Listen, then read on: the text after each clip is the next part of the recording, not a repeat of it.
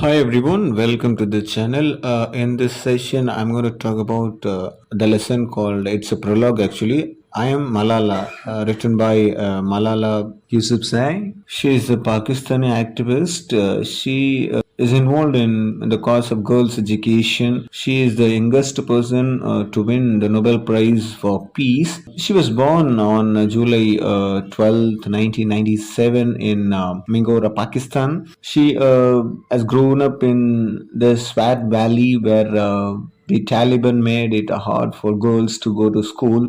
But her father was very supportive, was a teacher, inspired her to speak out for girls' rights to education. She wrote a blog for BBC in 2009 under a fake name through which she was sharing the stories about life under Taliban and her love for learning. And on 2012, a Taliban gunman shot Malala in the head while she was on the bus going home from school. But she survived after getting medical care and became a symbol of standing up against Taliban. At the age of 17, in 2014, she was given Nobel Prize for Peace for fighting for children's rights and education, of course. Later, she got graduated from Oxford University, still works to promote education, human rights, and equality around the world. So, this prologue, I Malala, starts with a powerful, dramatic moment in her life. The day she was shot by the Taliban, Malala recounts the events leading up to the attack, her passion for education, and the fearlessness she displayed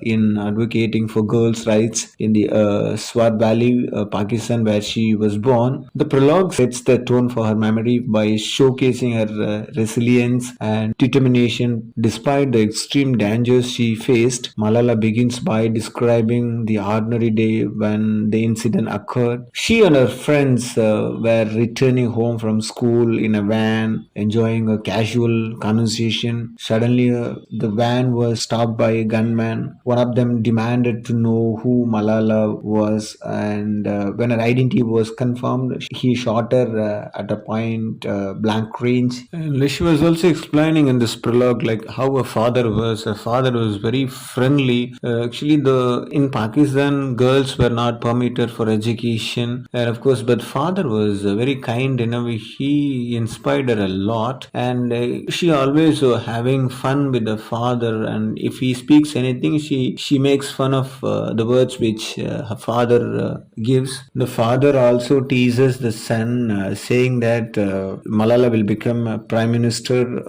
and where a brother will the secretary for Malala. So this is how the father was doing. He was, playing with children. See, before the attack, she had spoken to the god that she has mentioned in the prologue as she wants to die for a while, for a little bit, so that she'll come back after she wants to come back from the death and she can explain to the people the experience, what was happened when she died. That question she asked to the god before the attack. So no, Malala begins by describing the ordinary day when the incident occurred. She and her friends were returning home from the school in a van and enjoying a casual conversation.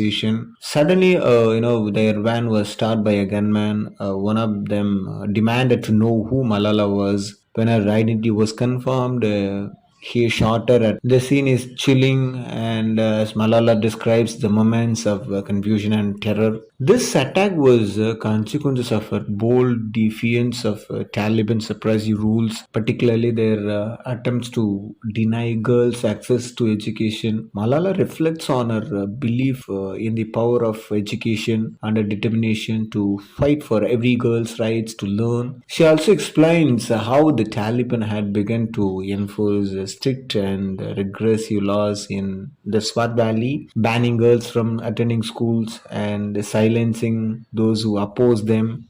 If anybody opposed Taliban, will be silenced and will be threatened, sometimes murdered.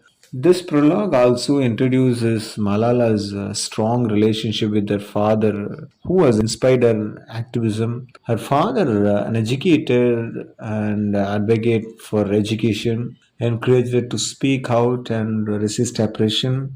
Together, they stood against the Taliban's authoritarianism despite the threats they've received. Of course, so many threats they've received. And the prologue highlights the themes of courage, sacrifice, and the transformative power of education.